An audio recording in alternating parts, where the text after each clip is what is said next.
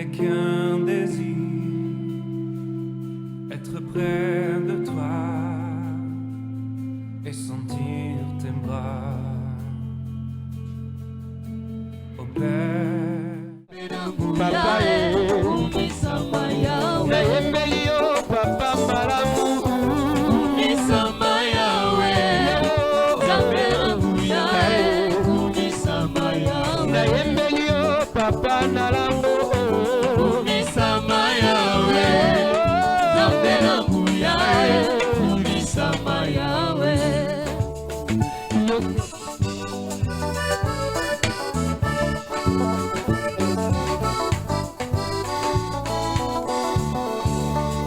yozali nzambe oya ponanga mobundi molobi ya bitumba nanga nguya na yo emonani na miso biso tokobika se na nkembo na yo nzambe na nguya Unisama yawe, Nzambe nabuya, unisama yawe. mosungi ya mboka Unisama yawe, Nzambe nabuya, unisama yawe. Kumama yawe, kumama yawe, kumama Nzambe nabuya, kumama yawe, kumama yawe, kumama yawe, kumama Nzambe nabuya, kumama yawe. Créateur du ciel et de la terre, nous bénissons ton nom. Nous te disons merci Seigneur pour cette journée dominicale où tu nous as préservé du souffle de vie. Car le souffle de vie t'appartient et tu donnes ça à qui tu veux. Si nous sommes là aujourd'hui Seigneur, c'est par ta volonté, par ta grâce et par ta faveur. Rien ne t'avait obligé Seigneur à ce que nous soyons là avec souffle de vie. Alors nous te disons merci. Parce que nous sommes là Seigneur, bénis-nous. Parle-nous Seigneur, afin que cette parole d'aujourd'hui, Seigneur, puisse impacter tes enfants, qu'ils en puissent être guéris. Tu leur enverras la parole et la parole est guérie. Je rends nul et sans effet tout autre esprit qui ne confesse pas ton nom, de distraction, d'évasion des pensées. C'est là dans le nom puissant de Jésus. Gloire et louange te soient rendues. Au nom de Jésus, nous avons prié. Amen. Que le Seigneur vous bénisse. Mettez-vous.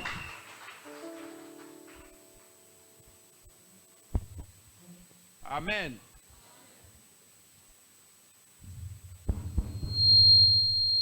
Allô? Ok, merci. Encore une fois, que Dieu vous bénisse. Et que la paix du Seigneur soit avec vous.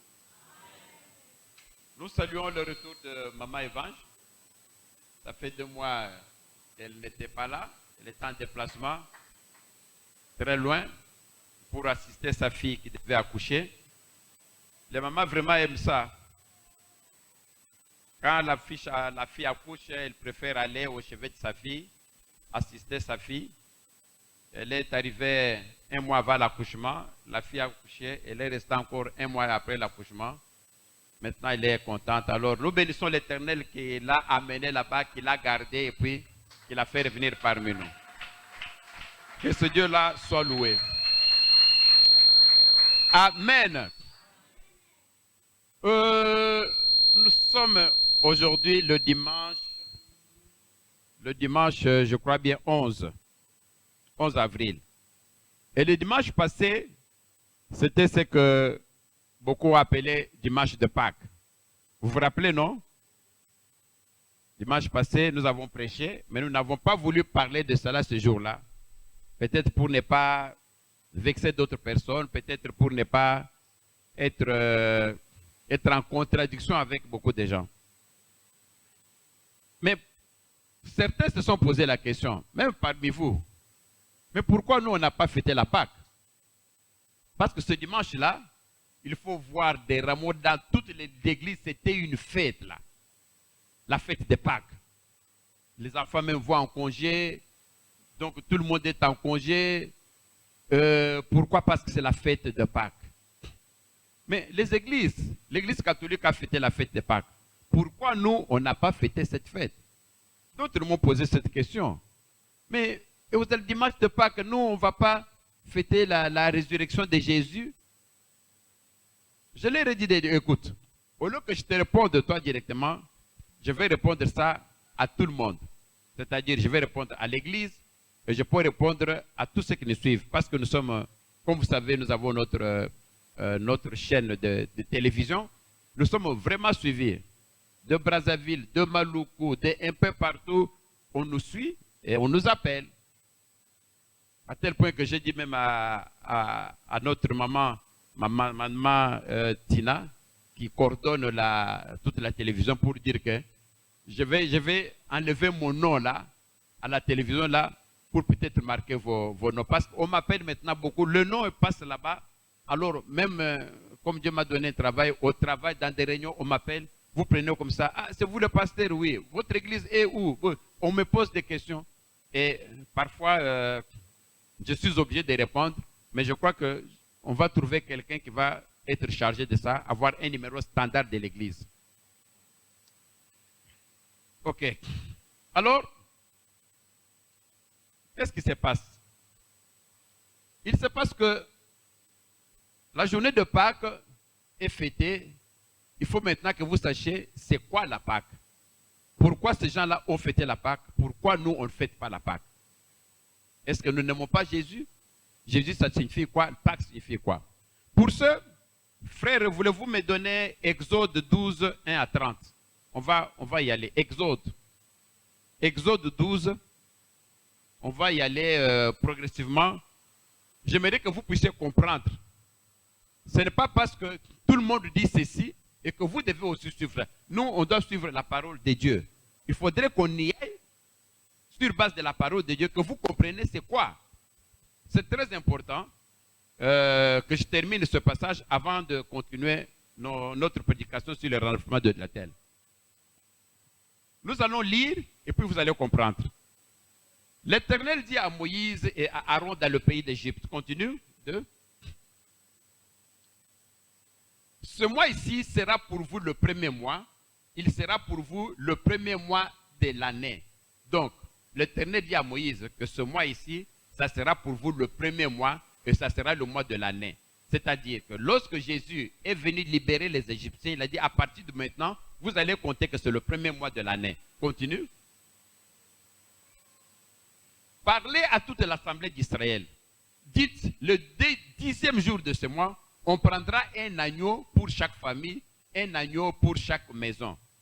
Moïse, il dit, Dieu dit à Moïse, dis à tous les enfants d'Israël, là on est où? On est en Égypte. Dieu a déjà envoyé Moïse. Va dire au Pharaon que Pharaon vous libère pour que vous puissiez partir à Canaan, le pays où coule le blé et le miel.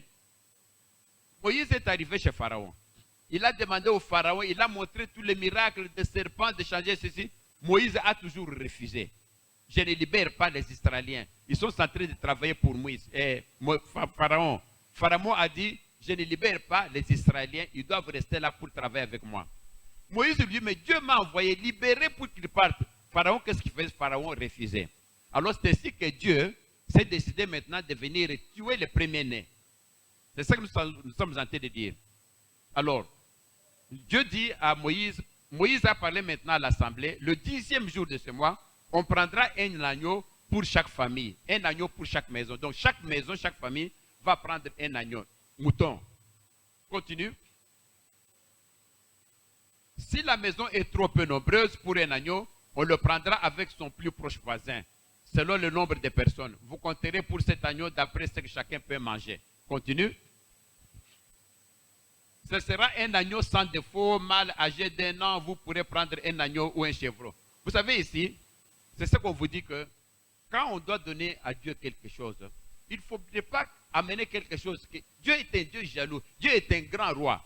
Ici, Dieu dit que vous avez amené un agneau sans défaut, âgé d'1 an. C'est-à-dire qui est bon, qui est mangeable, qui a encore la chair tendre. Vous allez amener cet agneau-là. Il y a beaucoup d'entre vous, quand il doit donner à Dieu quelque chose, il choisit ce qui est mauvais. Il choisit ce qui n'est pas bon. Ce qui est bon, il garde pour lui. Vous vous rappelez un jour, je vous disais dans cette salle, vous avez un 1000 francs qui sort de la banque centrale et 1000 francs qui est déjà utilisé. on vous demande, prends 1000 francs, vous allez verser dans l'offrande. Je vous avais demandé, quel est le 1000 francs que vous allez prendre? Celui qui est neuf ou bien celui qui est usé? Vous avez tous dit, moi je vais prendre celui qui est usé que je vais mettre là-bas pour garder celui qui est neuf. Vous voyez, c'est ça votre comportement. Ce que vous donnez à Dieu est mauvais. Le bon, c'est pour toi. Non. Dieu dit ici qu'il faut amener un agneau sans défaut. Âgé d'1 an, vous pourrez prendre un agneau ou un chevron. Allons-y, continue. Vous les garderez jusqu'au 14e jour de ce mois et toute l'assemblée d'Israël l'immolera entre eux 2 soirs. Vous allez garder cet agneau-là sans défaut et toute l'assemblée d'Israël, c'est-à-dire que tous les enfants d'Israël qui étaient en Égypte là, ils vont l'immoler entre les 2 soirs. Entre les 2 soirs, c'est-à-dire quoi? C'est-à-dire que, vous savez, une journée commence à 0 heure. Entre les 2 soirs, c'est-à-dire entre le premier et le deuxième jour, c'est-à-dire en pleine minuit. Quand on est à minuit, on est entre les 2 soirs. Le soir qui finit le jour précédent et le soir qui commence, c'est entre les 2 soirs. C'est ainsi que quand Jésus est passé tué, il est passé vers minuit, entre 0 heure et 1 heure du matin. Et c'est pourquoi je vous ai toujours dit, priez souvent entre 0 et 1 heure du matin. Continue. On prendra de son sang et on le mettra sur les 2 poteaux et sur les linteaux de la porte des maisons et où on le mangera. On prend son sang maintenant, après avoir tué cet agneau, on met son sang sur les linteaux. Continue. Cette même nuit, on mangera la chair rôtie au feu, on la mangera avec des pains sans levain et des herbes amères. Donc la nuit là, on va manger maintenant. Quand ils vont tuer là, entre 0 heure et 1 heure, ils vont commencer maintenant à manger ces lèvres. Continue. Ils vont commencer à le manger. Vous ne le mangerez point à demi cuit et bouilli dans l'eau, mais il sera rôti au feu avec la tête, les jambes et les têtes. Vous allez le manger totalement. Continue. Vous n'en laisserez rien jusqu'au matin. Il faut tout terminer. S'il en reste quelque chose le matin, vous le brûlerez. C'est-à-dire que vous devez tout manger. S'il en reste, vous allez brûler. Pourquoi? Parce qu'il devait partir pour le pays de Canaan. Ça ne pouvait pas rester, on devait brûler. Continue. Quand vous le mangerez, vous aurez vos reins sains. Avoir des reins, c'est-à-dire que vous avez les ceintures déjà, les ceintures serrées. Et vos souliers aux pieds. Donc, les souliers aux pieds et votre bâton à la main, et vous le mangerez à la hâte, mbangu mbangu. C'est la Pâque de l'Éternel. Vous voyez? L'Éternel dit ici que quand vous allez manger cet agneau-là, vous allez faire quoi? Vous aurez déjà vos ceintures saines, les chaussures aux pieds, prêts à partir quoi. Donc vous êtes prêts là et vous allez manger à la hâte. C'est-à-dire rapidement, vous mangez à la hâte. C'est quoi? C'est la Pâque de l'Éternel. C'est quoi donc la Pâque? C'est cet agneau-là. C'est cette bête-là. C'est ça la Pâque de l'Éternel. Retenez ce point ici parce que nous allons y revenir. Et vous allez comprendre c'est quoi la Pâque, pourquoi nous on ne fait pas la Pâque. Ici, on est en train de parler des Israéliens qui devaient sortir du pays d'Égypte pour aller en Israël. Et Dieu leur dit, prends un agneau, vous allez le tuer. C'est la Pâque de l'Éternel. Continue. Cette nuit-là, je passerai. La Pâque, au fait, dans le mot hébreu, signifie passage. C'est ça, Pâque. C'est l'agneau passage. Alors, l'Éternel dit que cette nuit-là, je passerai dans le pays d'Égypte et je frapperai tous les premiers-nés du pays d'Égypte, depuis les hommes jusqu'aux animaux, et j'exercerai des jugements contre tous les dieux de l'Égypte. Je suis l'Éternel. Donc, Dieu dit que cette nuit-là, quand vous allez manger, en train de manger l'agneau, moi je vais venir, je vais tuer tous les premiers-nés, que ce soit des hommes, que ce soit des animaux, moi je vais tout tuer. Dans ce passage-là, et je vais tout tuer. Continue. Le sang vous servira de signe sur les maisons où vous serez, et je verrai le sang et je passerai par-dessus vous, et il n'y aura point de plaies qui vous détruisent quand je frapperai le pays d'Égypte. C'est-à-dire le sang là de l'agneau là, que vous allez mettre sur les lontons, c'est ça le signe. Quand Jésus va envoyer maintenant l'ange de la mort, il va venir là où il y a le sang, on ne touche pas. Il passe là où il n'y a pas de sang, c'est un Égyptien, on le tue. Là où il y a du sang, c'est un Israélien, on laisse. C'est pourquoi Dieu dit que là où il y a le sang, je passerai par-dessus. Je ne vais pas toucher. Mais celui qui n'aura pas de sang, parce que les Égyptiens ne connaissaient pas cette histoire. Dieu a parlé seulement aux Israéliens. Les Égyptiens n'ont pas tué l'agneau pour le mettre là-bas. C'est pourquoi eux, leurs lintons, n'avaient pas de sang. Il n'y avait du sang que chez les Israéliens. Et Dieu va tuer maintenant les premiers-nés des Israéliens. Continue. vous conserverez le souvenir de ce jour et vous le célébrerez par une fête à l'honneur de l'Éternel. Vous voyez ce qu'on dit? Vous conserverez le souvenir de ce jour. C'est-à-dire que vous n'allez pas oublier ce jour ici, où je vous ai sorti de l'Égypte, et vous le célébrerez par une fête à l'honneur de l'Éternel. C'est-à-dire que chaque fois que vous allez célébrer cette fête-là, vous le célébrerez comme une loi perpétuelle pour vos descendants. C'est-à-dire même les enfants de vos enfants vont commencer à célébrer ce jour ici. Quel est ce jour-là? Le jour où les Israéliens sont sortis de l'Égypte pour traverser la mer Rouge à l'est. Dieu dit, ce jour ici, vous allez maintenant le célébrer toutes les fois. Même quand vous serez morts, mais vos descendants, vous allez continuer à le célébrer. C'est ainsi que même les Israéliens aujourd'hui continuent à célébrer ce jour-là de la sortie de l'Égypte. Vous comprenez que cette fête ici, ça concerne les Israéliens. De quoi est-ce qu'ils fêtent? Ils fêtent leur sortie de l'Égypte. Et Dieu dit ici que vous allez continuer à célébrer ce jour ici. Juste, même vos descendants, vous allez continuer à le célébrer. Donc, la Pâque, cet agneau-là, c'est les Israéliens ont tenté de fêter comment ils ont été délivrés du Seigneur en sortant de l'Égypte. C'est ainsi que Dieu dit, vous allez commencer à le célébrer. Même vos descendants vont continuer à célébrer ce jour ici. C'est un jour des Israéliens. On va y revenir. En quoi nous sommes concernés? Est-ce que nous, on est des Juifs? On va le voir. Est-ce que quand ils sont sortis de l'Égypte, ce sont eux à qui Dieu a donné cet ordre-là? Il y avait beaucoup d'Égyptiens qui étaient là. Il y avait d'autres pays qui étaient là, mais ils n'étaient pas concernés. C'est ainsi que les Juifs sont tentés de célébrer leur journée. Quand ils célèbrent ça, c'est en fonction de ce que Dieu a dit. Vous le célébrez comme une loi perpétuelle, c'est-à-dire toutes les années, vous allez continuer à célébrer cette sortie du pays d'Égypte. Continue. On va y revenir pour parler de Pâques. Alors, pendant 7 jours, vous mangerez des pains sans levain. Dès le premier jour, il n'y aura plus de lait, car toute personne mangera du pain levé du premier jour au 7e jour, sera retranché. Continue. Le premier jour, vous aurez une sainte convocation, et le 7e jour, vous aurez une sainte convocation. On ne fera aucun travail ce jour-là. C'est un jour férié, bien sûr, on ne fera aucun travail. C'est pourquoi ils sont d'un jour férié. Et vous pourriez seulement préparer la nourriture de chaque personne. Continue. Vous observez la fête des pains sans levain, car c'est en ce jour même que j'aurais fait sortir vos armées du pays d'Égypte. C'est la sortie du pays d'Égypte. Vous observerez ce jour comme une loi perpétuelle pour vos descendants. Je l'ai dit. Continue. Le premier mois, le 14e jour du mois, au soir, vous mangerez des pains sans levain jusqu'au soir du 21e jour. Continue. Pendant 7 jours, il ne se trouvera point de levain dans vos maisons, car toute personne qui mangera de pain levé sera retranchée de l'assistance d'Israël, ce que soit un étranger ou un indigent. Continue.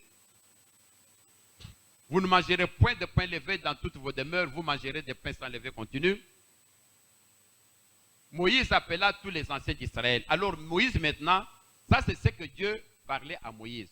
Mais maintenant, qu'est-ce que Moïse? Moïse maintenant, il va appeler maintenant tous les Israéliens. Et puis il va leur dire, allez prendre le bétail pour vos familles et immoler la Pâque. Allez prendre quoi? Allez prendre du bétail que vous avez gardé et immoler la Pâque. La Pâque, c'est quoi? L'agneau. Cet agneau-là qu'on a pris, qu'on est tenté d'immoler. C'est ça, la Pâque. Pour qui? Ce sont des Israéliens. Moïse leur dit maintenant, prenez la nuit, immolez la Pâque, on va le manger à l'âtre parce que nous allons sortir maintenant pour aller au Canaan. Continue. Bientôt là, on va terminer ça. Vous prendrez ensuite un bouquet d'hysope, vous le tremperez dans le sang qui sera dans les bassins et vous toucherez le linteau et les 2 poteaux de la porte avec du sang qui sera dans les bassins. Nul ne vous ne sortira de sa maison jusqu'au matin. Donc, chez vous, personne ne sortira jusqu'au matin. Continue. Quand l'Éternel passera pour frapper l'Égypte et verra le sang sur les linteaux et sur les 2 poteaux, l'Éternel passera par-dessus la porte et il ne permettra pas aux destructeurs d'entrer dans vos maisons pour frapper. C'est ce qu'on a dit. Quand l'Éternel va envoyer un ange, il va tuer tout le monde, mais chez vous, il ne va pas toucher. Continue. Vous observerez cela comme une loi pour vous et pour vos enfants à perpétuité. C'est-à-dire, on dit, Moïse dit aux Israéliens, aux Juifs, vous allez garder cette loi-là pour vous et pour vos enfants à perpétuité, c'est-à-dire jusqu'à la fin du monde, vous allez toujours commencer à célébrer la sortie d'Égypte en immolant l'agneau. C'est que les Israéliens continuent à faire jusqu'à aujourd'hui. Continue. quand vous serez entré dans le pays de l'Éternel, vous donnera selon la semence, vous observerez cet usage. C'est-à-dire que quand vous allez sortir de l'Égypte, quand vous irez maintenant au Canaan, vous allez toujours continuer à observer, c'est-à-dire à louer, à manger toujours l'agneau chaque fois pour vous rappeler. Continue. Et lorsque vos enfants vous diront, quand vos enfants, vous voyez ce que Dieu dit? Lorsque vos enfants vont vous demander, mais que signifie pour vous cet usage? Les enfants vont demander à leur papa juif, mais c'est quoi là? Tuer l'agneau, le manger. Quand vos enfants vous demanderont, cet usage continue, vous répondrez, c'est le sacrifice de Pâques. Vous voyez? Dieu dit que, Moïse dit que quand vos enfants vont vous demander, mais c'est quoi cette histoire de manger l'agneau? Alors vous allez leur dire que c'est le sacrifice de Pâques, à l'honneur de l'Éternel, qui a passé par-dessus les maisons des enfants d'Israël en Égypte. Lorsqu'il frappa l'Égypte et qu'il sera sauvé mon maison, le peuple s'inclina et se prosternera. Les parents disent, ce que nous faisons ici, c'est ce que nous a promis Dieu parce qu'il nous a délivrés des Égyptiens. Vos enfants, vous leur direz ça parce que vos enfants ne sauront pas, il faudrait leur expliquer. Continue. Et les enfants d'Israël s'en allèrent et firent ce que l'Éternel avait donné à Moïse et à Aaron. Ils firent ainsi. Continue, on va terminer bientôt à 30. Au milieu de la nuit, l'Éternel est passé. Il a frappé tous les premiers-nés d'Égypte. Depuis le premier-né de Pharaon assis sur son trône, jusqu'au dernier né captif dans sa maison, dans sa prison, et jusqu'à tous les premiers-nés des animaux. L'Éternel est passé à tuer tous les premiers de l'animal, premiers de l'enfant, tout, même en prison, tout ce qui était premier-né, Dieu a tué. Et continue. Pharaon se leva de nuit, lui et ses serviteurs, et tous les Égyptiens, il y a des grands, un peu partout il y avait des morts, un peu partout il y avait des morts. C'est ainsi que, finalement, Pharaon a dit, non, maintenant j'en ai trop. Moïse, prends tes enfants, vous sortez, vous partez en Israël.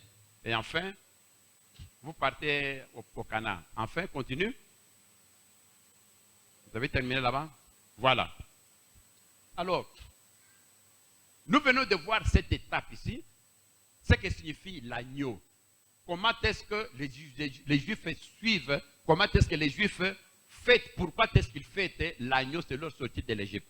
Maintenant, voyons maintenant, est-ce qu'ici quand nous parlons, il n'y a rien de résurrection de Jésus ici.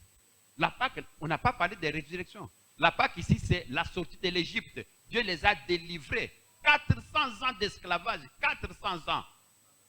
Dieu est passé pour les délivrer. Alors les Israéliens devaient maintenant fêter ça pour fêter cette délivrance. C'est la fête d'indépendance.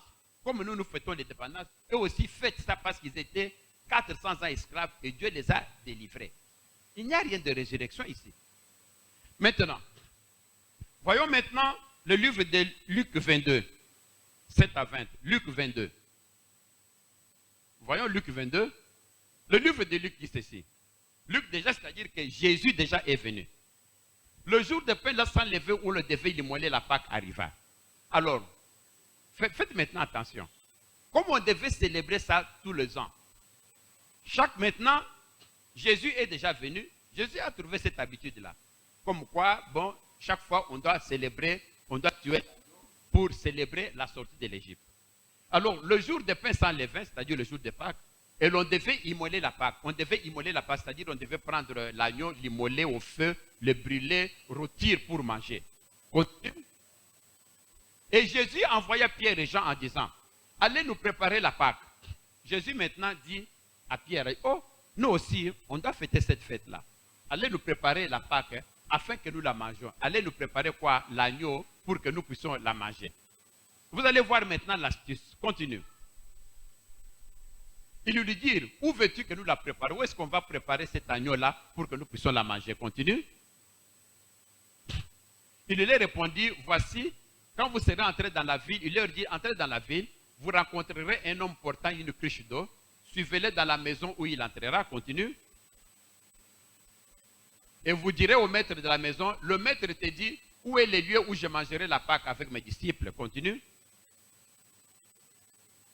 Et il vous montrera une grande chambre haute, meublée, c'est là que vous préparerez la Pâque.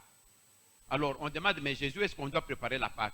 Il dit, non, allez quelque part, vous trouverez quelqu'un, demande-lui de nous donner la place. Hein. Nous, on va venir s'asseoir là-bas pour célébrer notre Pâque. Continue. Ils partirent et trouvèrent les choses comme il leur avait dit. ils préparèrent la Pâque. Alors, ils sont partis, comme on avait dit, on va demander, est-ce que tu peux nous donner une place pour préparer la Pâque? On leur a donné mieux meublé, ils se sont assis pour préparer la Pâque. Continue. Alors, l'heure étant venue, il s'est mis à table et les apôtres avec lui. Quand l'heure est arrivée, Jésus maintenant s'est mis à table avec les apôtres. Parce que c'était le moment de la Pâque. Continue. Il leur dit, j'ai désiré vivement manger cette Pâque avec vous avant de souffrir. Jésus maintenant, figurez-vous, le Jésus a été tué le jour même, aux environs du jour de la Pâque. Alors Jésus leur dit ici que j'ai désiré vivement manger cette Pâque avec vous avant de souffrir. Parce que c'est après cela que finalement Jésus est parti au monde de Gethsemane, avec tous ceux qui l'ont, on l'a attrapé, on l'a tué, et puis on est parti avec lui à la croix. Alors Jésus leur dit, j'ai désiré vivement manger cette Pâque ici avec vous avant de souffrir, c'est-à-dire avant de mourir. Continue. Car je vous l'ai dit, je ne le mangerai plus jusqu'à ce qu'elle soit accomplie dans le royaume de Dieu. C'est la dernière fois que je mange avec vous. Après ça, je ne mangerai plus encore avec vous. Continue. Et ayant pris une coupe et rendu grâce. Voilà maintenant, là où vient maintenant la différence. Jésus leur dit, je vais manger maintenant cette Pâque avec vous. Mais la Pâque, là, l'agneau, on prend l'agneau, on l'immole et puis on le mange.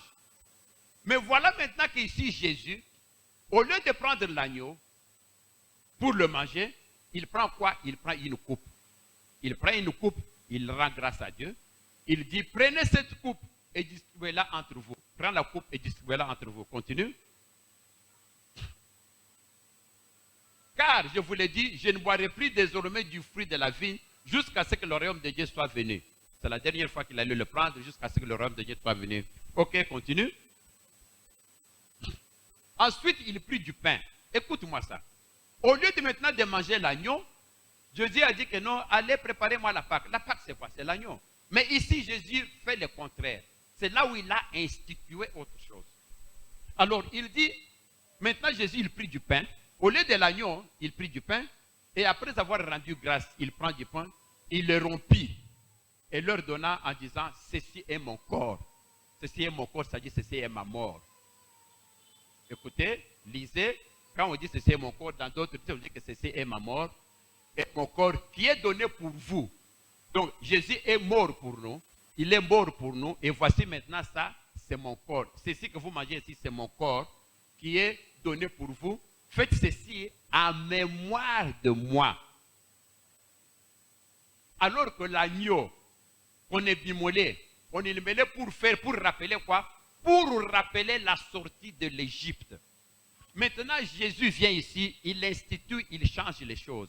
Il dit, désormais, je vous donne maintenant mon corps. Et chaque fois, mais ça c'est l'introduction de la Sainte Seine, la communion.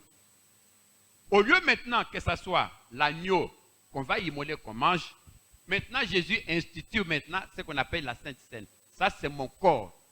Ça c'est mon sang qui est donné pour vous. Pourquoi? Parce qu'il a donné ça, parce qu'il a pris notre place. Il devait mourir pour nous racheter. Vous comprenez? C'est ce que ceci est mon corps qui est donné pour vous. Et faites ceci en mémoire de qui? En mémoire de moi. Ne faites pas, alors que l'agneau le faisait en mémoire de qui? En mémoire de la sortie d'Égypte. Maintenant, Jésus dit que je vous donne mon corps et vous allez faire ceci en mémoire de moi. Continue. Il prit de même la coupe après le souper et leur donna en disant, cette coupe est la nouvelle alliance. Vous voyez là où vient la nouvelle alliance.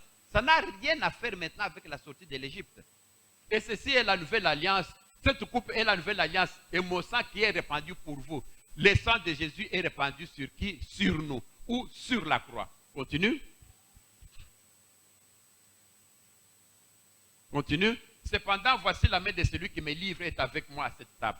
Vous comprenez ici, on va terminer par, prépare-moi 1 Corinthiens 11, 1 Corinthiens 11, 23-30. Vous comprenez que Jésus ici, parce qu'il te fait mourir, a institué maintenant la Sainte Seine, qui veut dire qu'il a donné son corps, il a donné son sang pour nous, et que nous allons maintenant nous souvenir de la mort de Jésus sur la croix. Et c'est en ce moment-là maintenant que Jésus institue maintenant la Sainte Seine, qui n'a rien à faire avec l'agneau.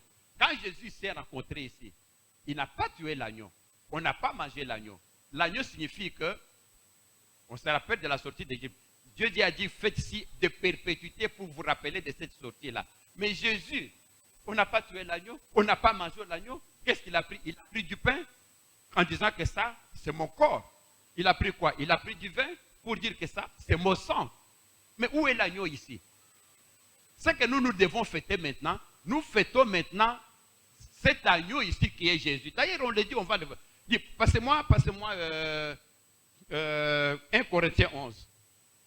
1 Corinthiens 11.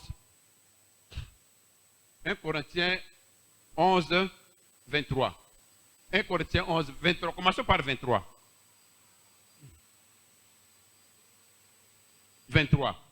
Car j'ai reçu du Seigneur, ça c'est Paul qui dit, j'ai reçu du Seigneur ce que je vous ai enseigné, c'est que le Seigneur Jésus, dans la nuit où il fut livré, je vous ai dit tout à l'heure que dans la nuit, ce qu'on a mangé, ça c'est dans la nuit ils étaient livrés. C'est-à-dire qu'après avoir mangé, levé le couple là, c'est cette nuit-là qui a été livrée. Alors Paul dit que c'est le Seigneur Jésus-Christ, dans la nuit où il fait livrer, qu'est-ce qu'il a fait? Il prit du pain. On a lu ça dans Luc. Continue. Continue 24. Il prit du pain et après avoir rendu grâce, il le rompit et dit, ceci est mon corps qui est rompu pour vous. On a lu ça dans Luc. Faites ceci en mémoire de qui? En mémoire de moi. En mémoire de qui? De Jésus. Pas en mémoire de la sortie d'Égypte. Continue. De même, après avoir soupé, il prit la coupe et il dit, cette coupe-ci est la nouvelle alliance entre mon sang. Faites ceci encore en mémoire de moi.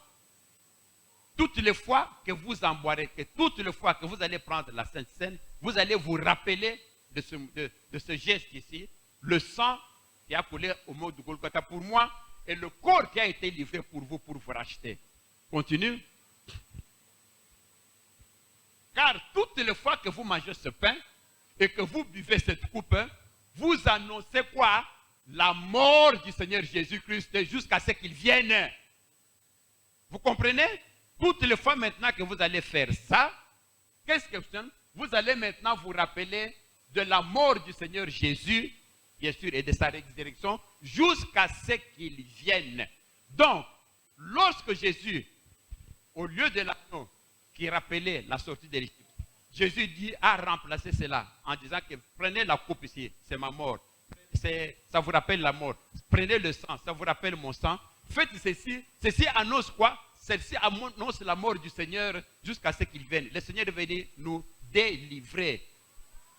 C'est de ça qu'on doit se rappeler chaque fois qu'on doit prendre la Sainte Seine. Et la Sainte Seine maintenant se prend pour tout le monde, pas seulement les Juifs. Les Juifs vont fêter leur fête de l'agneau, ils se rappellent de la sortie d'Égypte.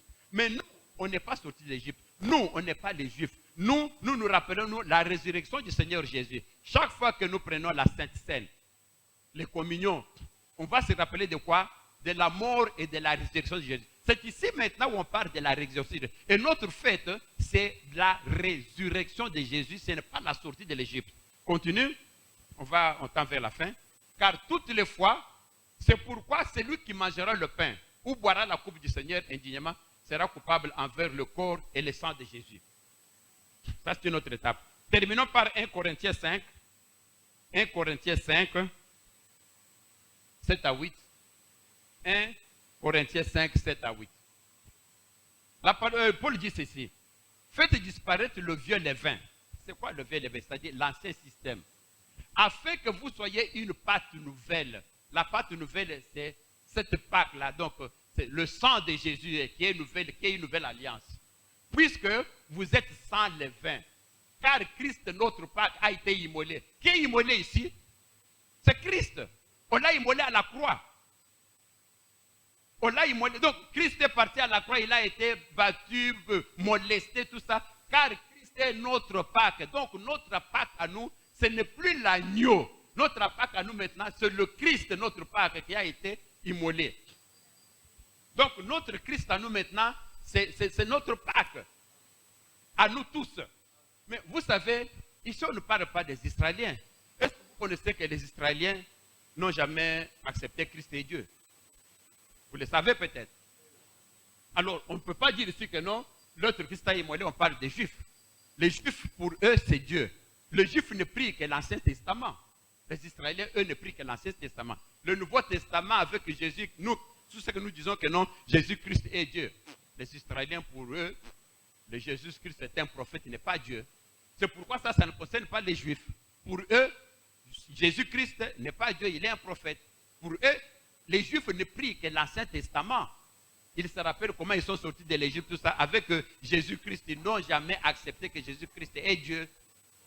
Alors, voilà maintenant que Paul dit maintenant, car Christ est notre Pâque. Notre Pâque n'est plus maintenant ce que les Israéliens ont mangé à la sortie d'Égypte, mais plutôt Jésus lui-même qui est notre Pâque. Et 8, le dernier 8. Célébrons donc la fête, non avec du vin levain, non avec un levain de malice et de méchanceté, mais avec le pain sans levain, de la pureté et de la vérité, car Jésus est pur et la vérité. Amen. On applaudit le Seigneur. Au fait, je voulais tirer ça pour que ceux qui m'ont posé la question, ceux qui vont nous suivre de par le monde, comprennent pourquoi nous, on ne peut pas fêter la Pâque. La Pâque, on laisse ça aux Juifs qui fêtent leur Pâque. Pourquoi? Parce qu'ils se rappellent la sortie de l'Égypte. Si vous remarquez même, quand on fête une fête, il y a une date bien précise. Mais la Pâque, là, elle n'a pas de date précise. Quand les catholiques, cette année ici, c'est le premier dimanche de mars. L'année prochaine, vous verrez que c'est le dernier dimanche, une autre date. Vous verrez une autre année, c'est une autre date. Une autre année. Donc, ils fixent les dates comme ça. Dis-nous, quand nous on fête l'indépendance le 30 juin, que ce soit un dimanche, que ce soit... Est-ce qu'on change de date? Non.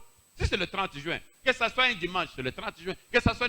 On fête ça tout parce que la date ne change pas. C'est le 30 juin de notre délivrance, c'est le 30 juin de notre délivrance, de notre liberté, c'est tout. Mais avec eux, aujourd'hui c'est telle date, l'année prochaine, cette année, la Pâque c'est quel jour? Ah, ça sera tel jour. On fixe comme on veut. Cela n'a rien à faire avec la résurrection de Jésus. La résurrection de Jésus, c'est lorsque l'on prend la Sainte Sainte. Jésus, on se rappelle alors de sa mort sur la croix. C'est pourquoi nous, sachant cela, on ne fête pas la Pâque. Mais les Juifs peuvent bien fêter leur Pâque. C'est bien. Mais eux ne veulent pas fêter la Sainte Sainte. Pourquoi? Parce qu'ils ne croient pas en Jésus. Ce que nous croyons là, les Juifs ne croient pas en Jésus. Pour eux, Jésus n'est pas Dieu. Amen. Voilà, j'avais voulu prendre ce petit exemple pour vous dire pourquoi nous, on ne fête pas la Pâque. Maintenant, nous allons passer à notre prédication du jour. Nous parlons toujours sur les renversements des autels. Et aujourd'hui, dans les renversements des autels, dernièrement, mercredi, nous avons terminé sur le combat spirituel. Il fallait montrer aux enfants quelles sont les armes avec lesquelles il faut combattre. Vous devez prier chez vous à la maison. Comment vous allez prier? Quand vous priez même ici, comment vous priez? Quelles sont les armes que vous devez avoir? On a longuement parlé là-dessus, on ne va plus y revenir. Il y a le sang de Jésus, il y a le feu, il y a les armes d'attaque, il y a les armes de... Tout ça, on a prêché ça mercredi. On a terminé. Maintenant, nous parlons maintenant, toujours dans les renversements de l'autel, alors nous allons parler maintenant de rachat. C'est un sujet très important. Je vais introduire, là où je vais m'arrêter, mais nous allons continuer ça mercredi prochain. Passons le livre de Exode, Exode 21, 4 à 10. Exode 21. Exode 21, 4 à 10. Le livre d'Exode, Exode 21, 4. Ici, nous lisons la parole de Dieu. Si c'est son maître qui lui a donné une femme et qu'il a eu des fils ou des filles, la femme et ses enfants seront à son maître et il sortira seul. De quoi est-ce qu'on parle ici? Nous parlons ici, nous sommes en Égypte, nous sommes au Canaan, les enfants d'Israël sont déjà sortis, ils sont en Égypte. Il y a maintenant la pauvreté qui s'est faite. Remonte un peu au verset 1, pour qu'on puisse bien comprendre. Remonte au verset 1, s'il vous plaît. 21, 1. voici les lois que leur présentera. Voici les lois que leur... Ça c'est Dieu maintenant, il dit à Moïse, voilà les lois, là où vous allez vivre maintenant. Il a maintenant, Dieu est tenté de situer les lois. Allons-y, 2. Allons-y. Si tu achètes un esclave hébreu, tu serviras 6 années, mais la 7e année, il sortira libre sans rien payer. C'est-à-dire quoi? Vous savez ce qu'on appelle les esclaves. Ça n'a pas commencé aujourd'hui. Les esclaves ont commencé depuis ce temps-là. Alors, quand les Israéliens vivaient, et quand quelqu'un est pauvre, on pouvait le vendre. Quelqu'un peut lui-même se vendre. Ou quelqu'un, on vendait des esclaves. Vous savez que Joseph a été vendu. Vous le savez, non? On n'a pas toujours. Joseph a été vendu par ses frères. Bon, ça c'est notre frère. Allez, on a vendu, on a donné l'argent. C'est ça. Là où Joseph était parti, il était esclave. C'est ça, les esclaves, ça se vendait. Alors, ici, Dieu maintenant met les lois, comment est-ce qu'on va vendre les esclaves, comment est-ce qu'on va vivre avec. Alors, Dieu dit que si tu achètes un esclave hébreu, il servira 6 années, mais la 7e année, il sortira libre. C'est-à-dire quoi? Moi, je suis hébreu. J'achète un esclave, comme on avait vendu Joseph. Alors, on dit que bon, parce que tu as acheté Joseph, il doit servir chez toi pendant 7 ans. Après 7 ans, tu vas le laisser, il devient libre. C'est ça que dit la loi. Vous achetez un esclave, ok. Il va travailler chez toi. Pendant 7 ans, après, tu le laisses, il devient libre pour faire toute chose. Allons-y au verset 2. Continue. S'il est entré seul, il sortira seul. Quand tu avais acheté cet esclave-là, quand tu as acheté Joseph, s'il était seul, il a travaillé après 7 ans. Il va faire une signe. Après 7 ans, il va sortir seul. S'il était seul, il sortira. Mais s'il avait une femme, sa femme sortira avec lui. C'est-à-dire que lorsqu'on a vendu Joseph, lorsque Joseph est parti travailler chez Potiphar, s'il avait une femme, après 7 ans, comme la loi de Dieu dit, il faut les libérer, Joseph va sortir avec lui, avec sa femme, parce qu'il était venu avec sa femme. Continue. 4. Si son maître qui lui a donné une femme, et qu'il en a eu des fils ou des filles, la femme et ses enfants seront à son maître et il sortira seul. Ça signifie quoi ici? Lorsqu'on a vendu Joseph, Joseph est arrivé. Il était seul. Maintenant, son maître, celui qui l'a acheté, lui a donné une femme. Et qu'avec cette femme-là, Joseph a eu des enfants. La loi dit quoi? Et après 7 ans, Joseph maintenant va sortir seul. Sa femme-là qu'on lui avait donnée, comme c'est le maître qui lui avait donné la femme, et les enfants qu'ils ont eu dans ce mariage-là vont rester. Vous comprenez ce que dit la loi? Quelles sont les leçons qu'on peut en tirer? On peut en tirer beaucoup de leçons, s'il vous plaît.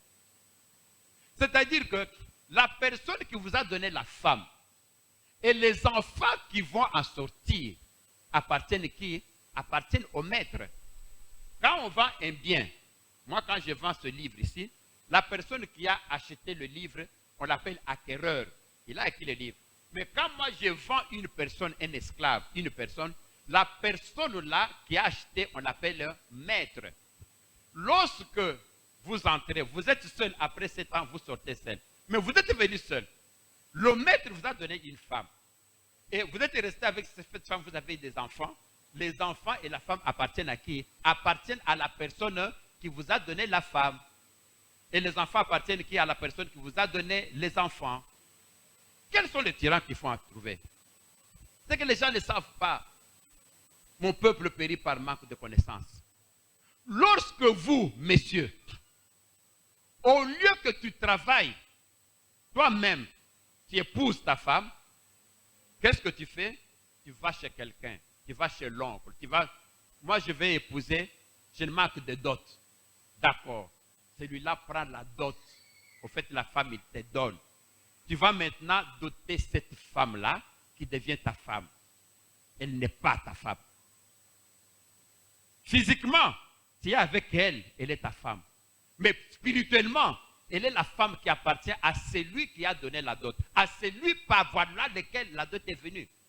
Les enfants que vous allez avoir dans cette famille-là, toi tu vis avec les enfants. Tu dis que ce sont mes enfants.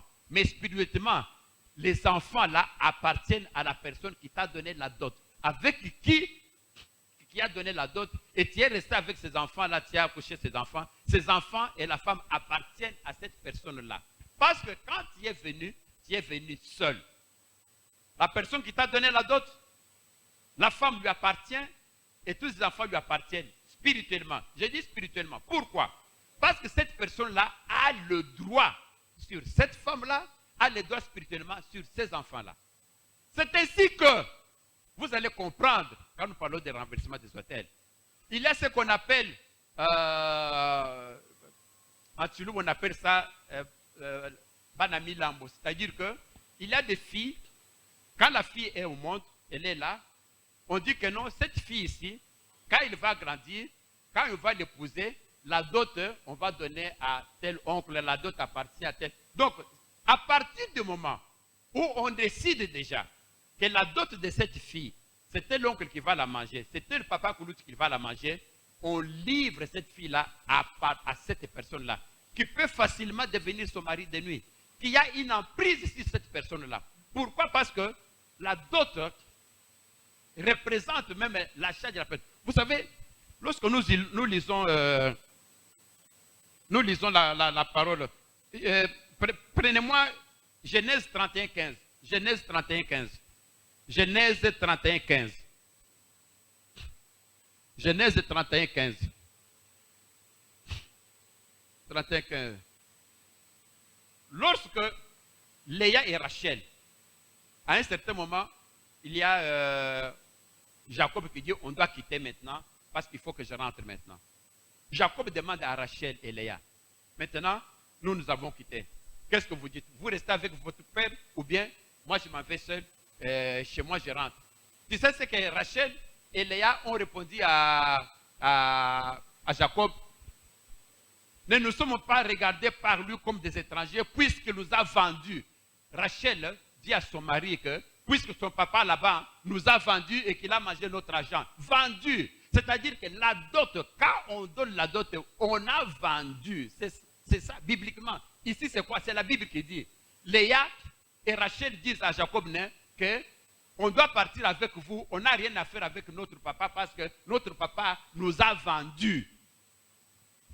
Quand vous avez acheté quelque chose, le frère a acheté sa chemise. S'il prend cette chemise, il veut la déchirer. C'est son problème. Pourquoi? Parce qu'il a acheté cette chemise. C'est son bien. Lorsque quelqu'un a acheté une paire de chaussures et qu'il veut prendre cette chaussure, la donner à quelqu'un, c'est un problème. Ça lui appartient. Il a acheté, c'est son bien.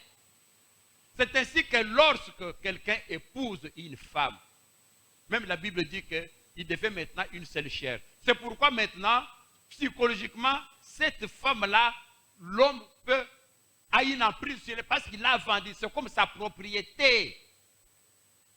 Combien de fois on a vu, oh, cet homme-là, il a pris sa femme, c'est lui qui l'a vendue dans ses occultismes. Vous voyez, la femme est morte maintenant, il est passé DG, il est passé ça. Mais pourquoi la femme n'est pas de sa famille? Mais à partir du moment où il avait acheté cette femme, il avait donné la dot à cette famille, la femme maintenant lui appartient de plein droit. C'est comme son objet, c'est comme quelque chose qu'il peut utiliser à sa guise. C'est pourquoi il peut même la donner dans des fétiches et ça réussit. Si la femme n'est pas dans le Seigneur. C'est ce qui est écrit.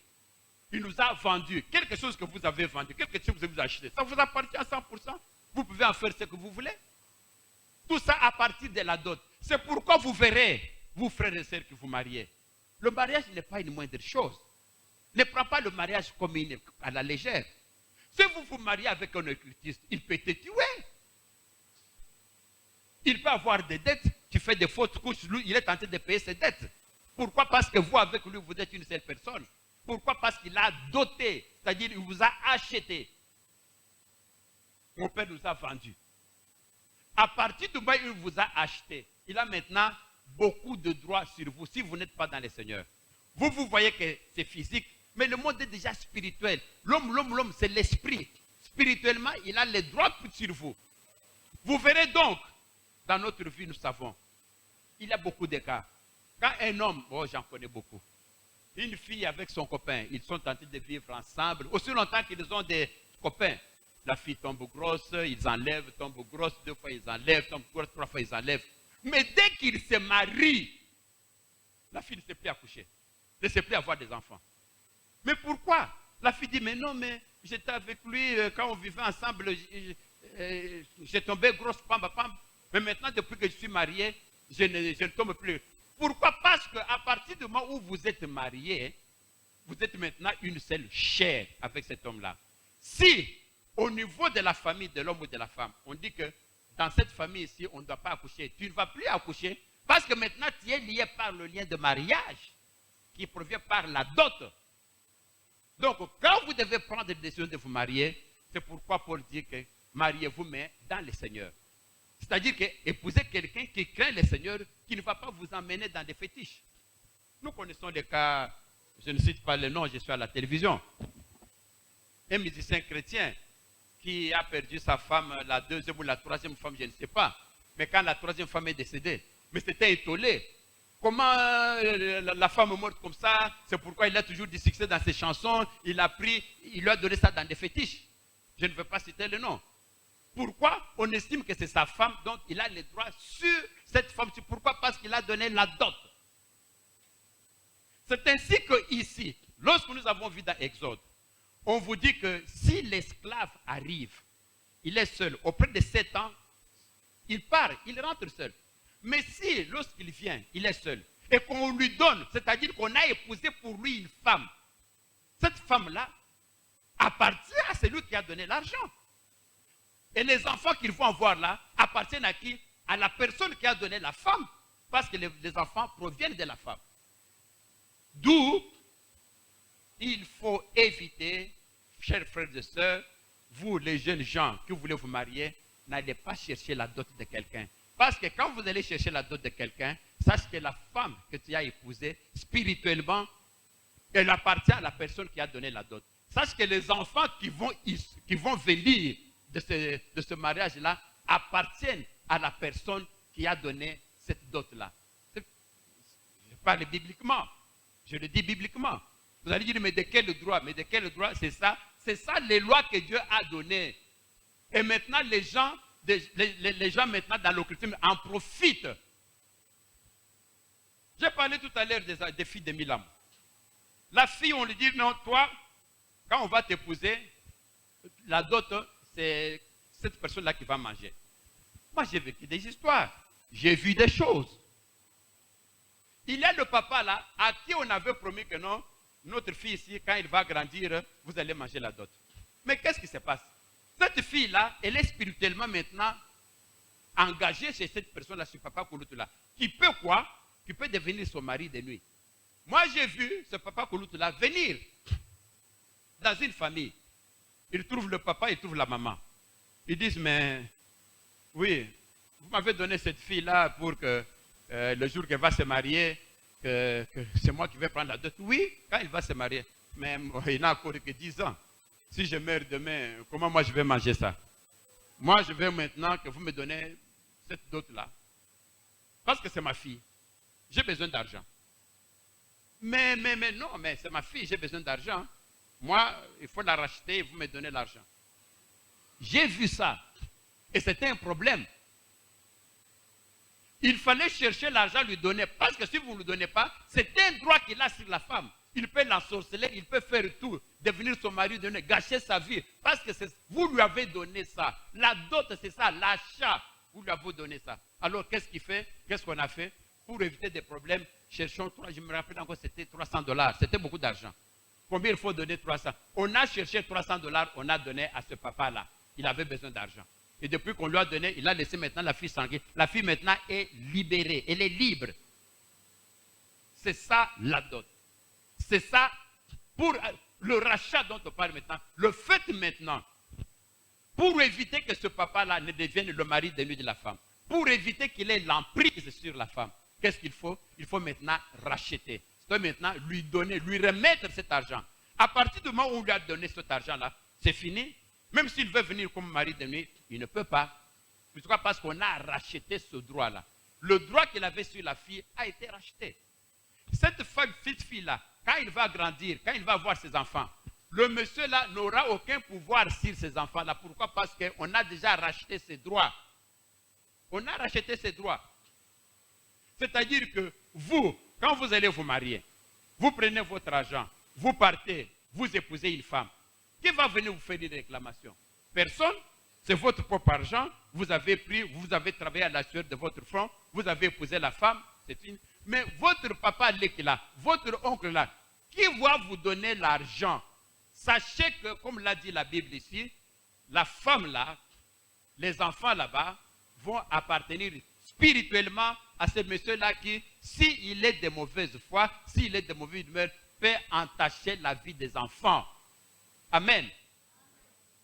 Vous comprenez ces choses ici.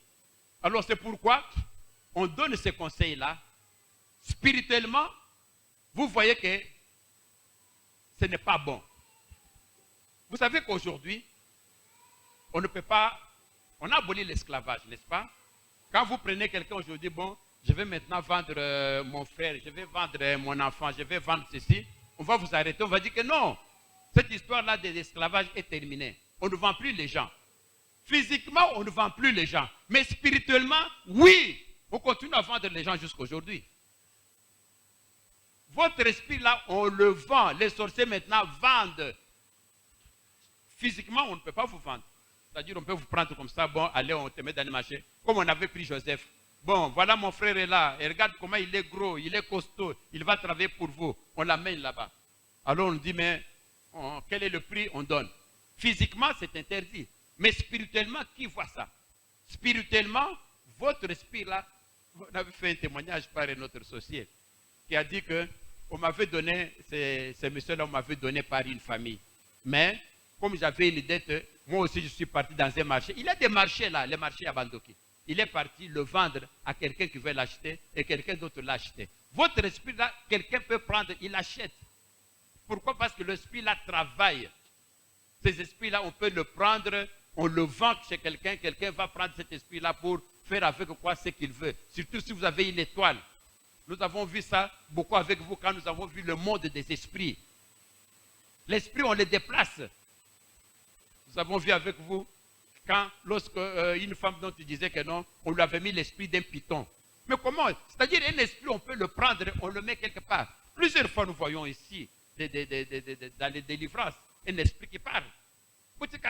Pourquoi? Pourquoi est-ce qu'il doit travailler? Pourquoi? Quitte au nom de Jésus. Mais cet esprit-là, comment il est arrivé là-bas? On a pris un esprit, on l'a mis là-bas. Ça peut être l'esprit de quelqu'un, on prend, on le met là-bas. L'esprit, on le vend. Physiquement, on ne peut pas te vendre, mais l'esprit, on peut le vendre. C'est pourquoi qu'est-ce qu'il faudrait pour éviter que tu puisses arriver à cela. Pour que ton esprit ne puisse pas être vendu. Il faut faire quoi? Il faut le racheter. Vous devez vous racheter. Je vois qu'il est l'heure. Nous allons maintenant parler prochainement de rachat. Comment est-ce qu'on rachète les esprits? Comment est-ce que vous devez vous racheter? Parce que Jésus lui-même, Jésus nous a rachetés. Et puis il faut faire je vais faire ça le mercredi prochain. Faire la part des choses entre le rachat universel que Jésus a fait et le rachat que nous devons faire. Je termine par quelques versets bibliques pour que vous puissiez peut-être comprendre ces choses avant que nous puissions revenir prochainement. Voyons Jean 8, hein? Jean 8, 34. Jean 8, 34. La parole dit ceci. En vérité, je vous l'ai dit, le répliqua Jésus, quiconque se livre au péché est esclave du péché. Quand quelqu'un se livre au péché, il est esclave du péché. Et on continue par là. Proverbe 22, 7. Proverbe 27. Le riche domine sur les pauvres et celui qui emprunte est l'esclave de celui qui prête. Celui qui emprunte est l'esclave de celui qui prête. Vous comprenez? Cela revient à dire que celui qui pêche est esclave du péché. Lorsque Adam et Ève ont péché, c'est là où on a été vendu. C'est là où est venue la mort. C'est là où est venu ce que nous sommes en train de déplorer aujourd'hui. Si vous voyez dans le livre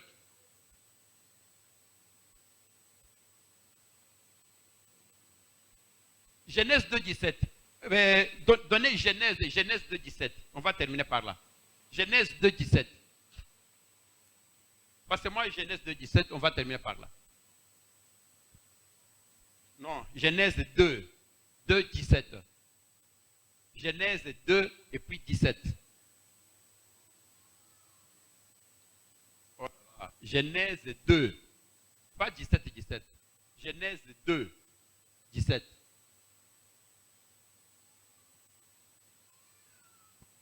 Genèse 2, 17. Alors, je lis si vous n'êtes pas prêts. Genèse 2, 17. Je ne vois pas, c'est pas passé. Genèse 2.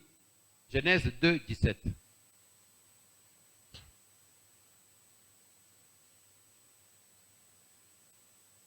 C'est pas encore prêt?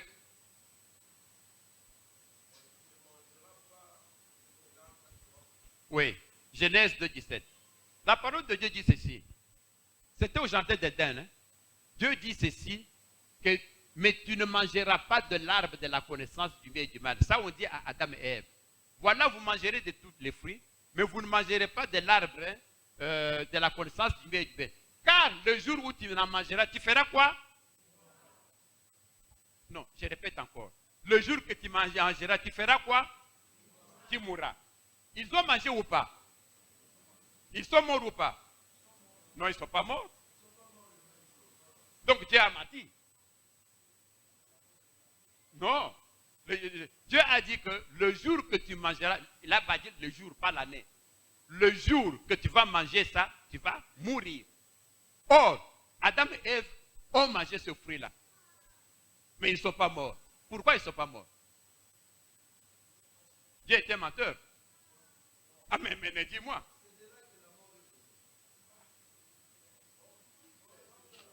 Pourquoi est-ce qu'ils ne sont pas morts? Lorsqu'ils ont mangé ce fruit, directement, Dieu le savait. Il est descendu dire, mais Adam, tu es où? Oh, je me suis caché. Pourquoi tu t'es caché? Oh, je suis nu. Mais qui t'a dit que tu étais nu? Oh, vous voyez la femme que tu m'as donnée cette histoire-là. Qu'est-ce que Dieu a fait pour qu'ils ne puissent pas mourir, pour racheter leur vie? Vous savez que Dieu a tué un animal pour prendre la peau, leur donner qu'ils puissent se couvrir, n'est-ce pas? Quand on a tué l'animal, le sang a coulé. C'est ce sang-là qui a racheté leur vie. Sinon, ils devaient mourir. Le même jour, quand on a trouvé que non, ils se sont cachés parce qu'ils sont... Dieu a dit, hé, ces gens, si je ne fais rien, ils vont mourir. Parce qu'ils ont mangé le fruit défendu. Et qu'il avait dit que le jour que tu en mangeras, tu mourras. Pour qu'ils ne puissent pas mourir. Pour racheter leur vie. Qu'est-ce qu'ils ont fait? Dieu directement, il tue l'animal. L'animal verse son sang. Et Dieu prend maintenant la peau. Coupe la peau, leur donne maintenant. Ils ont mis ça comme ceinture et d'eux. Leur vie a été rachetée. Oui. C'est ainsi que vous allez remarquer que même du temps de Moïse, dans le temps maintenant, quand il a maintenant une purification des péchés, qu'est-ce qu'on fait? Quelqu'un, quand il va chez le sacrificateur pour dire que non, j'ai péché, j'ai fait. Qu'est-ce qu'on faisait? On amenait l'agneau, n'est-ce pas?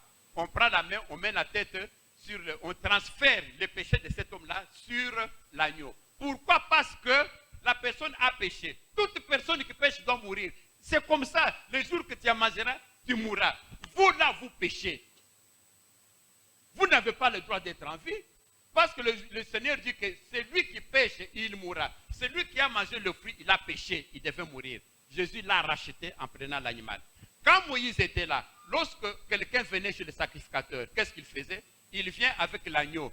Pour qu'il ne meure pas, on prend maintenant la mort, on transfère sur l'animal. On coupe maintenant l'animal, on verse le sang. Ce qui fait maintenant qu'il y a eu rachat de la vie de cette personne.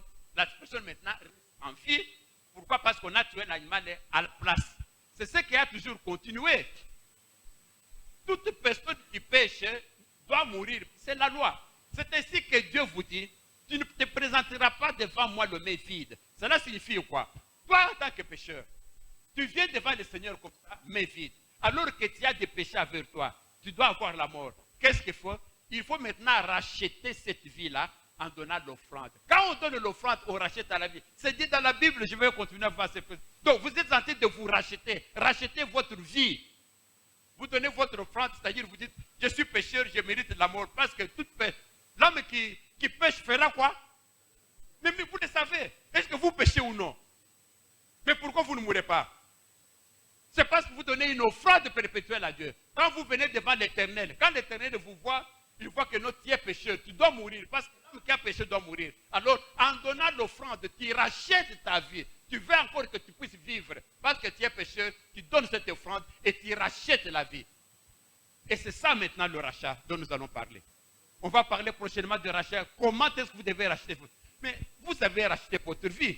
Vous allez racheter votre mariage. Vous devez racheter vos revenus qui sont privés. Vous devez racheter vos enfants qu'on a bloqués. Vous devez... Tout ça, on a bloqué. Pourquoi? Parce qu'on nous avait déjà vendus par les ancêtres. On a été vendus. Parce qu'on a été vendus maintenant, on doit récupérer. On doit être racheté. Jésus lui-même, on vient de le voir, nous a rachetés de façon universelle. Mais vous devez vous racheter maintenant de façon physique.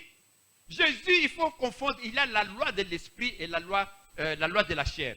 Jésus est esprit. Jésus nous a rachetés spirituellement à travers le péché d'Adam et d'Ève. Il nous a rachetés individuellement. Mais vous maintenant, vous appartenez à la famille. La parole de Dieu, nous l'avons dit même dans le psaume 143, dit que les enfants sont, ce sont les cadeaux qu'on vous donne. Physiquement, vous appartenez à la famille. Votre sang là, c'est le sang de votre papa, c'est le sang de votre maman, c'est le sang de votre coco. Vous appartenez à cette lignée-là. Et ces gens-là ont un pouvoir sur vous. Mais pour vous maintenant vous délivrer de ce qu'ils ont fait comme mal, vous devez maintenant racheter ce qu'ils vous ont bloqué. Vous devez récupérer. Dans Lamentation 5, cette idée que nos parents ont péché. Ils sont morts. Mais nous payons le prix de leurs iniquités. Mais comment vous devez sortir de cette situation-là? Vous devez en sortir. Parce que toute personne que nous sommes là, on est né, on a délivré par ça. On est né avant de Satan. Quand on est né enfant de Satan. Parce que nos parents, eux-mêmes, se sont livrés à Satan à partir d'Adam et Ève. C'est la raison pour laquelle Jésus est venu pour nous délivrer. Mais pour maintenant accepter d'être délivré, c'est pourquoi les gens se font baptiser, les gens se font maintenant substituer à Jésus. Tu ne peux pas être délivré si tu n'as pas accepté Jésus comme Seigneur et Sauveur. Si tu n'as pas accepté que Jésus est mort sur la croix pour nous. Jésus est mort sur la croix pour nous. Il faut d'abord l'accepter, croire.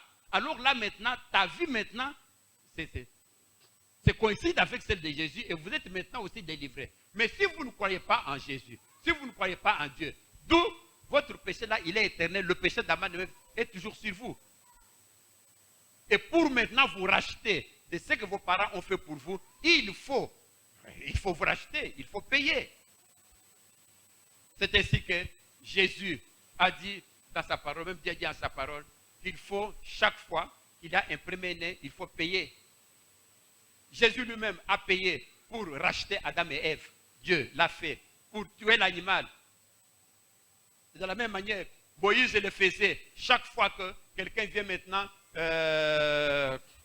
confesser les péchés. Il amenait un animal, on transférait maintenant les péchés sur cet animal. C'est-à-dire pour que la personne ne meure pas, c'est l'animal qui mourra à la place. Parce que tout homme est pécheur. C'est l'homme qui pêche qui mourra. Vous péchez, vous devez mourir. C'est ainsi que quand on se présente devant l'Éternel, on doit amener une offrande. Ne venez pas dans la maison du Seigneur les mains vides. Pourquoi? Parce qu'il est tenté de racheter ta propre vie. C'est la parole de Dieu. Amen. Oh là là, j'ai beaucoup vraiment dépassé le temps. Donc on va s'arrêter par là.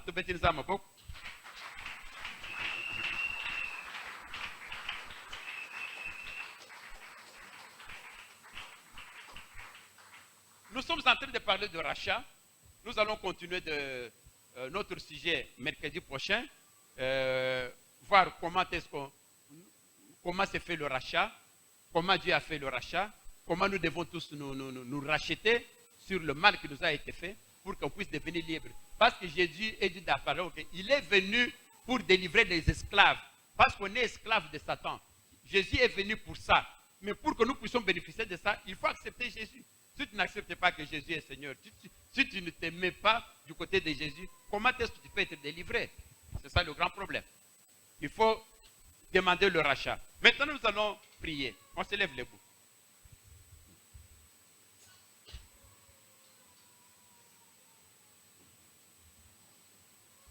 Dans notre prière, nous venons de voir ceci. Il y a nos ancêtres chez qui on a été vendus. Nous sommes tous nés d'un sang qui n'est pas un bon sang, Adam et Ève. Maintenant, nous voulons être rachetés. Jésus nous a rachetés de façon universelle. Mais nous vivons dans une famille. Les problèmes que nous avons dans la famille, ce sont des problèmes, il faut racheter ça. Nous devons être rachetés. Des soupes, de la vente. Il y a des ventes des esprits, je vous en ai parlé. Vous vous plaignez que non, moi, ça ne va pas ma vie. Ma vie n'est pas bonne. Mes parents ont fait ceci ou quoi. Vous trouvez que votre vie n'est pas bonne. Mais le plan que Dieu a pour vous, c'est un plan de bonheur. Mais pourquoi vous n'avez pas ce bonheur-là? Posez-vous la question. Ce bonheur-là est parti où? Le Seigneur a dit que moi je serai la tête et non la queue. Est-ce que vous êtes la tête? Mais parce que vous n'êtes pas la tête, c'est parti où? La tête là, elle est partie où? Ça c'est le problème de la famille. Jésus nous a tous rachetés spirituellement, comme je vous ai dit, à partir d'Adam et Ève. Il a donné de son sang. On a vu ça, sa mort et sa résurrection. Jésus devait mourir. Pourquoi? Parce que la parole de Dieu a dit, celui qui va manger ce fruit, il va mourir. Adam et Ève devaient mourir. Pour maintenant que nous puissions revenir tous ensemble, Jésus alors a pris cette mort-là pour nous tous. Il est mort à notre place. Parce qu'il est mort, il a payé la dette. On en a parlé l'autre fois.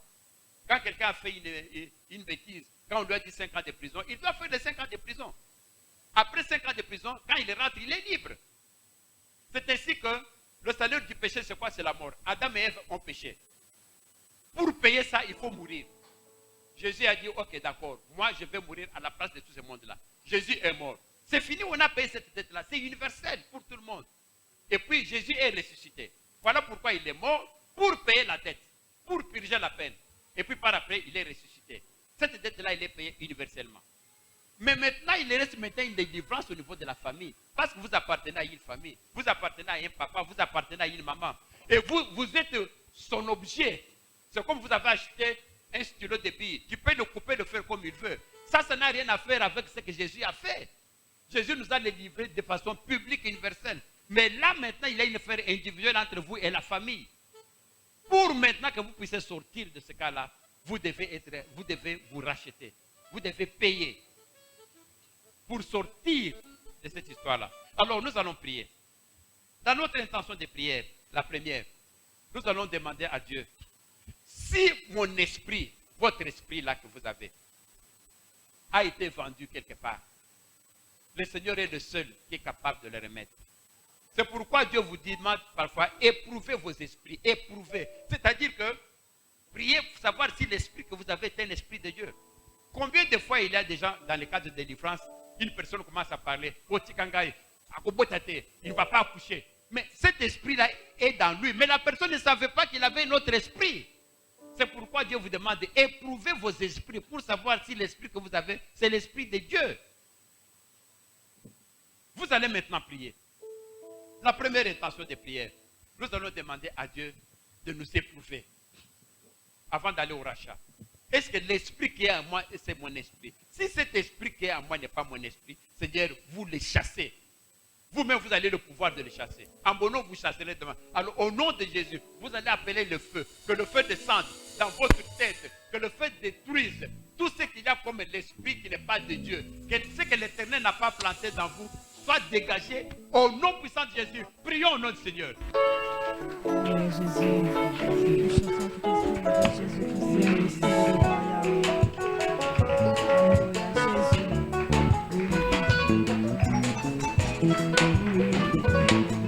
Yahweh,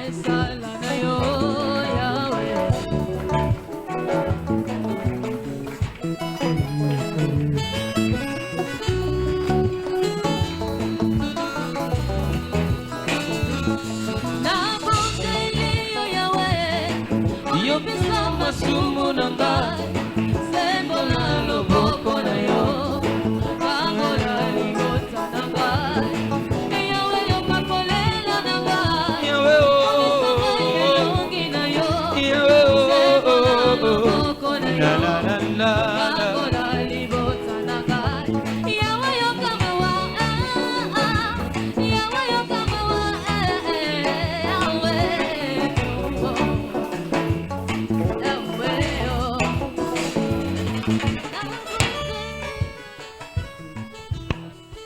Amen. Nous avons vu qu'il faut racheter sa vie. Nous allons maintenant demander à Dieu. C'est par sa grâce que tu dois racheter ta propre vie. Ta propre vie, ce n'est pas seulement la respiration. Ta vie, là, c'est quoi?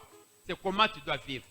Ta richesse, elle est partie où? Ta tête, là, elle est partie où? Tes enfants, ils sont où? Ton mariage qu'on a bloqué. Tout ça, pourquoi? Parce que quelqu'un, là, a dit que non, tu es mon enfant. Je vais utiliser même une autre expression. Vous allez m'excuser, Ezamateya. Mais c'est une expression qui est ignoble. J'ai entendu ça de mes propres oreilles. Un papa qui est en train de papa, il est dans l'occultisme ou bien je ne sais pas quoi. Et ce jour-là, on était là en train de lui parler, mais ta fille s'est plainte que papa, comment l'enfant est dans une chambre, toi, parfois tu sors dans la slip, tu traverses là, papa, qu'est-ce que tu fais comme ça, c'est pas bon, tes enfants font plaindre. Et vous savez ce que ce papa-là a dit? Alinga sakanangai, akokubumaye, azali masubanangai. Le papa a dit ça. Il dit ça, on était là. Azama subanangai. Donc vous voyez, le papa estime que cet enfant-là provient de lui, donc il a tout le droit sur cet enfant-là, sur cette fille-là. Il peut faire n'importe quoi, bloquer son mariage, gâcher toute ta vie. C'est pas normal ça. Vous devez demander la délivrance. Vous devez être racheté de tous ces liens-là qui font que la personne a le droit. Votre esprit a l'esprit de Dieu. Le corps vient de votre papa. Vous ressemblez à votre papa, à votre maman. Mais votre esprit, c'est l'esprit de Dieu. Dieu est capable de vous libérer de cela. Nous allons maintenant prier, demander à Dieu que Dieu puisse te racheter. Que tout ce qu'on a pris de toi, tout ce qu'on a confisqué de toi, qu'on puisse te le remettre maintenant. Au nom de Jésus, prions, demandez le rachat au nom de Jésus. Alléluia.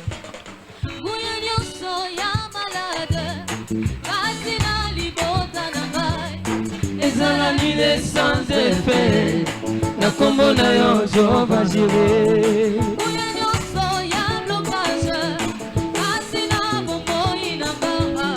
Ezalani les sans effet, na kombo na yo Jehova Jireh.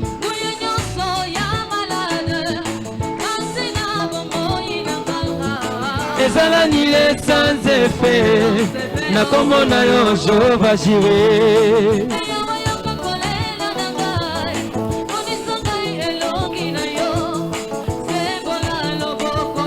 Loboko na yo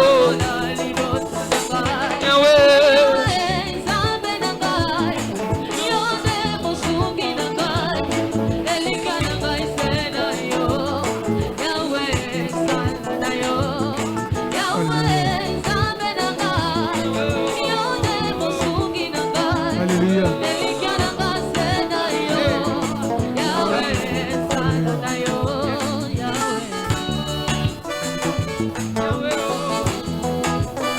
Alléluia, alléluia. Alléluia. Alléluia, alléluia.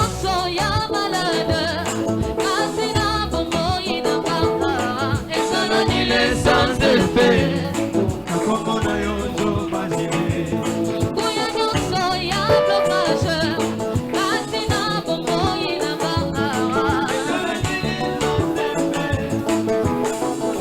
Jehova Shammah. Merci.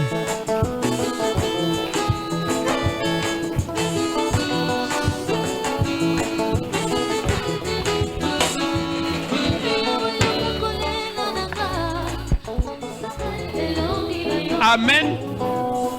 Amen. Amen. La parole de Dieu nous dit dans Galates 5:1, que sépare l'avènement du Christ, Jésus est venu pour que nous soyons libérés de l'esclavage. On ne peut pas être esclave de quelqu'un, même pas de son père, même pas de sa mère. Jésus est venu pour ça. C'est ainsi qu'il nous arrive d'avoir des esprits de blocage, des limitations. On ne sait pas aller de l'avant. On t'a mis une limite que toi, pour travailler, tu vas seulement faire ce travail-là. On va voir ça mercredi et dimanche prochain. L'esclavage. L'esclavage. La parole de Dieu dit qu'un esclave ne peut pas dominer. Est-ce que votre famille était une famille d'esclavage? Parce qu'il avait des esclaves dans le temps. Est-ce que votre lignée est une lignée d'esclaves? Qu'est-ce que vous en savez? Quand il y avait des esclaves, quand on vendait les gens des esclaves, qui est votre arrière-grand-papa? Il était esclave. Si vous êtes dans cette lignée d'esclaves, la parole de Dieu dit qu'un esclave ne peut pas dominer. Un esclave ne peut pas aller de l'avant. C'est la raison pour laquelle vous avez cette situation. Parce que vous êtes issu d'une famille d'esclaves. Il y avait des esclaves. Vous avez étudié dans l'histoire des Tipo, non? Quand on vendait les esclaves. Il y avait des esclaves qu'on vendait. Et si vous remarquez, je ne vais pas citer Bikolo Wanda, ce n'est pas bon, je suis à la télévision. Même dans notre pays, il y a des familles, quand vous voyez, par exemple, Batoapoussou, la plupart, vous allez voir les gens qui sont vous voyez. Donc, si vous voyez très bien, si vous vérifiez cette ligne, c'est une ligne d'esclaves. Son papa, si vous allez, c'était des esclaves. Alors, des esclaves en esclaves, tous leurs enfants ont ce sang-là d'esclaves. C'est pourquoi, c'est comme les Moabites. Ils étaient maudits, ils ne peuvent pas aller de l'avant. Mais Jésus est venu pour délivrer les gens de cette situation-là. Même si vous étiez d'une famille d'esclaves, Jésus, c'est pourquoi il est venu. Il a été mis au monde dans un endroit qui n'est pas bon, d'une famille pauvre. Lui qui était riche s'est appauvri pour que nous, on soit enrichis. Donc, nous allons maintenant prier. Nous allons demander. On va invoquer le feu. Que le feu détruise tout ce qu'on a placé en vous. Esprit de blocage, esprit de limitation, esprit de stérilité, esprit, tout ça qui provient des esprits mauvais, de vos familles, pour que vous ne puissiez pas aller de l'avant. Esprit de maladie. Vous souffrez, vous êtes malade, mais vous n'êtes pas malade. C'est un esprit de maladie. On va le chasser maintenant. Nous allons invoquer le feu 3 fois, comme on le fait 2 fois. La première fois, on donne parce que Dieu, il parlait avec autorité. Même le vent l'écoutait. Il fallait parler avec autorité. Nous allons crier feu pour la première fois. La deuxième fois. À la troisième fois, nous allons crier fort. Nous allons prier fort. L'esprit là qui est en vous, de pauvreté, de malheur, de chômage, de stérilité, de célibat, que ces esprits-là sortent. Nous savons qu'à la fin de ce mois ici, nous allons faire encore une retraite de rachat. Il faut racheter votre vie.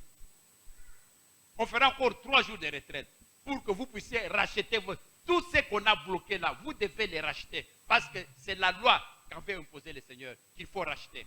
Maintenant, nous allons invoquer le feu, que le feu détruise tout esprit de blocage, de limitation, de célibat, tout mauvais esprit qui ne confesse pas le nom de Jésus. On va les détruire, les paralyser au nom de Jésus. Feu! Feu! Oui, je sens que là où Satan est là, il s'est réveillé, il s'est dit, mais qu'est-ce qui se passe? On veut me tuer ou quoi?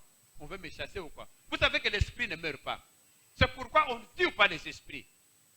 Même Jésus dit qu'il faut chasser les démons. Jésus n'a jamais dit que non, il faut tuer les démons. Les démons, ce sont les esprits. Les esprits ne meurent pas. La parole de Dieu n'a jamais dit que tuer les démons. Chasser les démons, il fuira les démons. Même quand il y a eu bagarre dans le ciel, mais Dieu pouvait tuer Satan. Mais il ne l'a pas tué. Pourquoi? Parce que c'est un esprit. Il l'a seulement chassé par terre. Les esprits ne meurent pas. Mais le feu les chasse, le feu le brûle, et puis il cède. Amen. À feu! Feu! Oui. Je vous dis que vous priez bien. Cette fois-ci, vraiment, au nom de Jésus, le Jésus qui est dans cette église, que ce Dieu-là se descende, que le feu-là que vous créez maintenant, parce que le feu c'est de lui-même, que ce feu descende dans chacun de vous, que ce feu-là détruise tout ce que l'Éternel n'a pas planté, que ce soit la maladie, que ce soit la pauvreté, que ce soit... Feu! Jésus!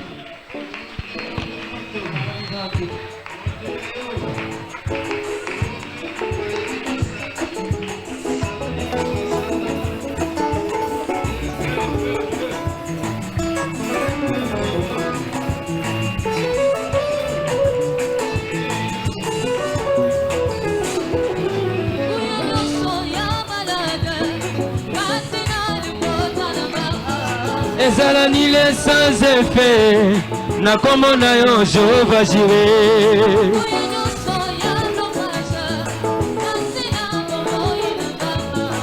Ezalani le sans effet na kombo na yo Jehova Rapha.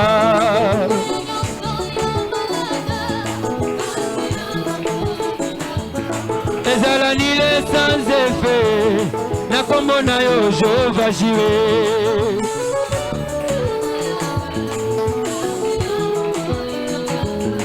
Ezalani le sans effet na kombo na yo Jehova Rapha.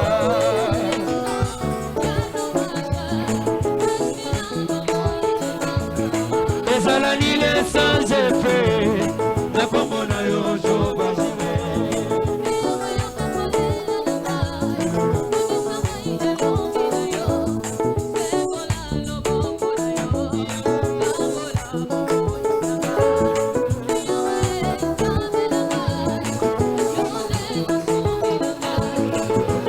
Nanga sena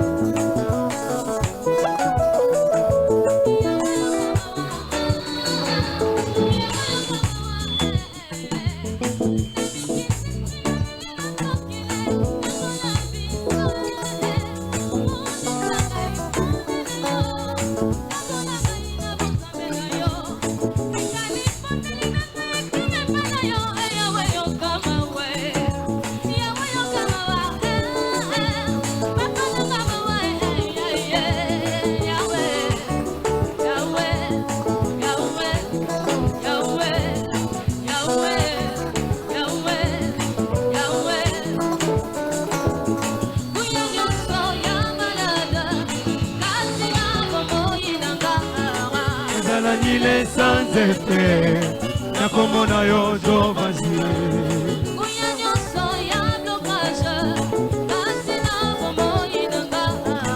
Ezalani le sans effet na kombo na yo Jehova Rapha.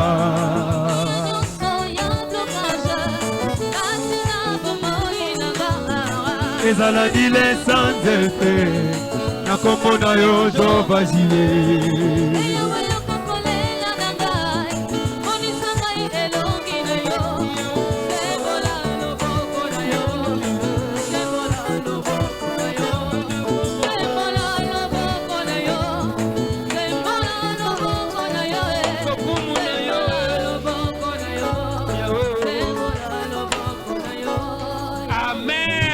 Amen. Amen. Amen. Que l'Éternel vous bénisse. Mettez-vous, peuple de Dieu.